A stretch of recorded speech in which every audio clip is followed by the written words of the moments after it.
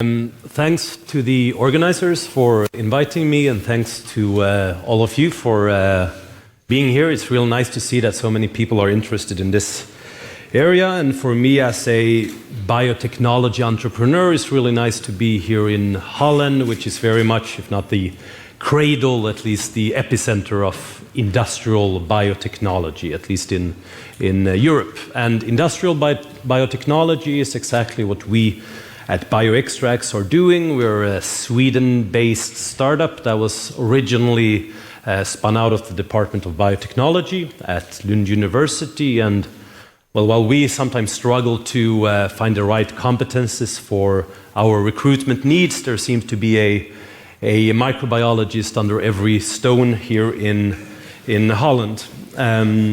So what then is a microbiologist doing at a denim event, you might be asking yourself.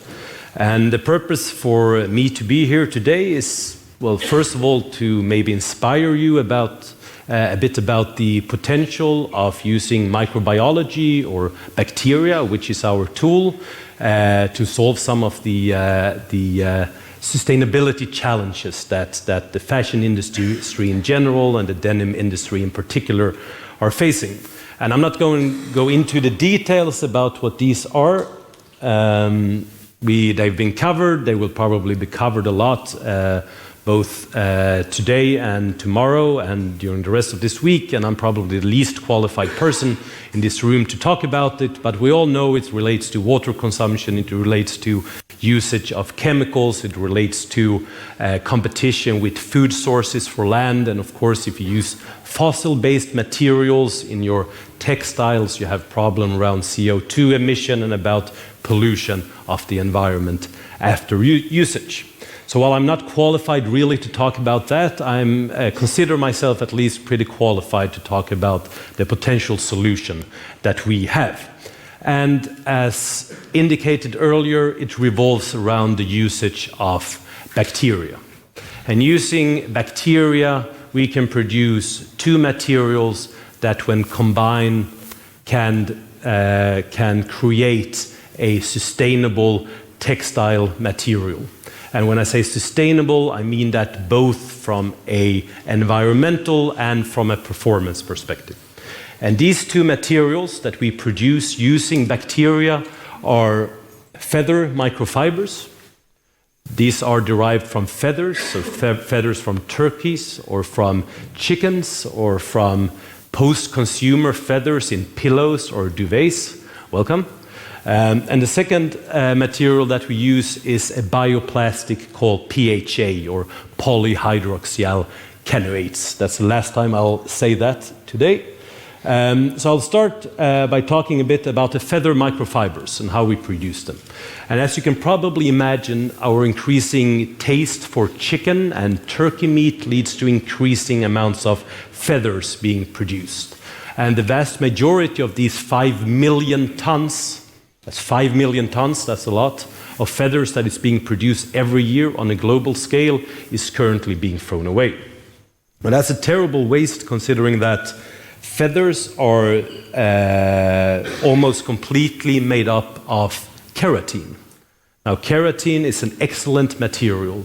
It's biodegradable, it's flexible, and it's very strong, just to name a few of the benefits.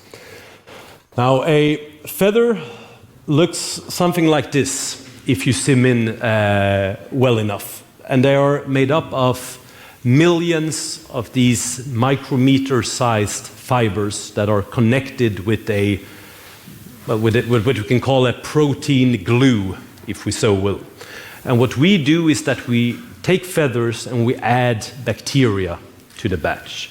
And what our bacteria are doing is that they consume only this protein glue that I called it. And if you break down or dissolve the glue that brings two pieces together, well, then you release them, and that means that you can use it for something else. And these microfibers that we produce are between 30 and 150 micrometers long and between 2 and 6 micrometers wide. And an important aspect is that they are hollow, which you can more or less see here. And the hollowness means that they have a low density, which means that any product produced with these fibers will have or will be lightweight, which is important for some applications. This is what it looks like. We take raw feathers that can be straight from the slaughterhouse. It can be from recycling stations of feathers, as I mentioned, that could be in duvets or pillows and so on. We mix them with our bacteria that uses the feather as a feed. So it grows on these feathers. And after around 24 hours, we get this mix of a nutrient-rich soup with these fibers. Now, I did mention the small size, between 30 and 150 micrometers. If you're in the fiber industry, you will know that that is very short, and in particular, it's too short to spin with traditional methods. You can use electrospinning, but that's too expensive for most applications. Now, this is not a problem if you use it as a reinforcement into plastics, for instance, but if you want to turn it into a textile material, you have a problem. And that's where the second material comes in. We mix these fibers with PHA. I almost said polyhydroxyalkanoates again, even though I promised not to do that. So PHAs is a bio-based and biodegradable plastic, or a plastic replacement, you can call it, that is produced by bacteria. And the process for producing them is pretty simple, so I'll go through it briefly. You take any kind of carbon source, which means any kind of organic material. It can be molasses from the sugar industry, it can be municipal wastewater or toilet water, it can be organic household waste, and so on. You grow bacteria on this carbon source. The bacteria feeds on the carbon in this batch, and after a while you cut the access to certain nutrients, such as nitrogen.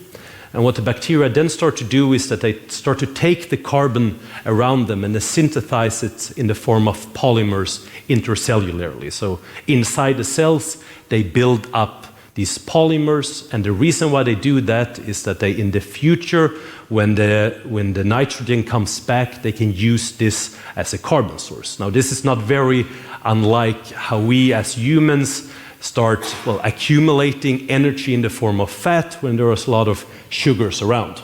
So it looks, it looks something like this. This is a bacteria, and it's filled with polymers. So then you need a step or a method to get the polymers out of the bacteria. And what we do then is that we add a second bacteria. You can call that the Bioextrax bacteria. And what this bacteria is doing is that it consumes the cell walls, so the walls of the PHA-producing bacteria. And out on the other side, you get two products. One is the hydrolyzed or broken down, the dissolved cell walls. This can be sold as a food product for animals or for humans. It's a product called hydrolyzed single-cell protein. And then we get the main product, which is the PHA, the polymer. Now, this is a great polymer with a wide range of properties, and from a purely performance perspective, it can replace 70% of all the plastics that are being used today. And before I continue, I want to say something about this term biodegradability. And Andrew, we discussed briefly yesterday what the definition of biodegradability is. Do you remember what it was? Oh, you do? Okay, you don't want to say. So it is that microbes can break it down, can break a material down without releasing any toxins. Now, if you remember what this polymer is, it is produced by bacteria in order for themselves to break it down in the future. So it is designed by nature to be biodegradable. It is per definition biodegradable.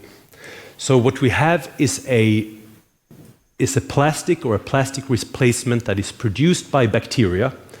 It can replace 70% of all fossil-based plastic, and it is per definition biodegradable. So I wonder who here have heard about PHA before my presentation? 10 people out of how many are we? 200? 150?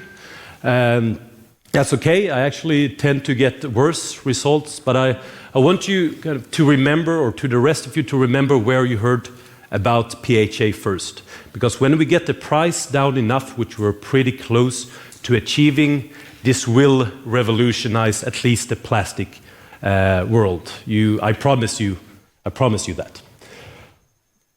So, if you combine these two materials, the keratin microfibers that are derived from feathers and the PHA, you get something that we call KeratinoPlast. It's not the catchiest term. We're microbiologists, we're not marketing experts, so sorry about that. Any suggestions are very welcome. But this material is, or should be, we believe, very interesting for the textile industry. It is bio-based, it's produced by waste materials that are currently being thrown away or goes to landfills. It is biodegradable, and we can control the level of biodegradability.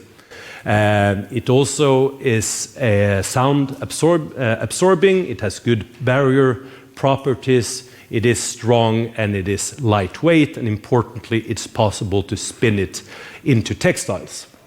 Now, why don't we all wear this material? Well, the reason is that our current product doesn't look like that, it looks like this.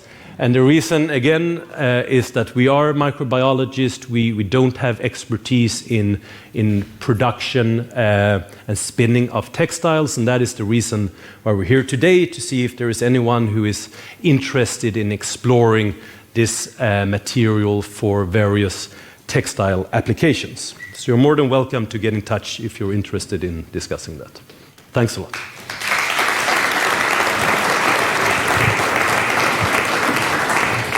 It's kind of amazing technology, actually. Feathers. Any questions for Edward?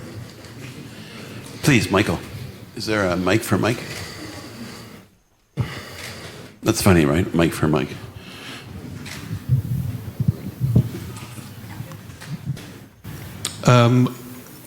One of the reasons why PLA, which was one of the first attempts to get this type of product into the market, one of the reasons PLA has failed to get in is because, one, the melting point was too low. Two, it was very difficult to dye. And still today, after 10 years, they haven't really cracked that. And three, when you say it's biodegradable, PLA takes absolutely years to break down, so I would suggest that that's not really the definition of biodegradable. So, I mean, PLA is biodegradable, but the problem is that you need an industrial compost in order to achieve biodegradability. So for ones who are not in the polymer field, PLA is kind of the evil big brother of PHA, which is our product. It has been on the market for quite some years, but it comes with a lot of issues, as you mentioned. The main thing from an environmental perspective is that it doesn't, if you throw it into nature, it doesn't degrade. PHA is a completely different type of material. It degrades quicker than wood, for instance, and importantly doesn't release any toxins. So from that perspective, it's completely different. From a textile manufacturing perspective, this is the reason why I'm here. I need to explore these things. Dyeing of PHA is possible, and it's fairly simple. If the melting temperature is the right one, I don't know. I'm all ears. But we're working with the Textile University in Borås in Sweden, and they have been able to produce, to compound it and do filaments that then can be spun into textiles. So it seems like it works from that perspective, but yeah, that's why I'm here. Anybody else? And if you have names of... Oh, go ahead. What's the biodegradation time? So there is no and condition. So it degrades in these questions always come up. But it's a good discussion. So degradation. And as you say, kind of everything biodegrades almost sooner or later, or at least everything degrades. So it depends on the environment you have. So if you have a lot of oxygen, you have a lot of heat, and you have a lot of bacteria, well, then it will degrade in weeks. If you would put it on the bottom of the oceans where there is no oxygen and there is very few bacteria, then it would take longer. So there are a few standard tests that can be made. There is a big Belgian company that I can't remember the name of, Vigret, I think. PHA is approved to be both marine and land biodegradable by that certification body. But it's not a binary term. Good. Anybody else? And again, if anybody has a spinning company that they want to recommend to Edward, you can contact him or me or anybody here. Go ahead, more. One more question. So one of the benefits of polyester and polyamide diet with UV layers, right? So is this going to be able to take in the property of being able to use like waterless dyeing properties? We haven't tried it. It should, if you can do it with polyester, it should work with this material as well, because you can compound it in a way so it almost one-to-one mimics the properties of polyester. But we haven't tried it. Is it going to have the same sort of...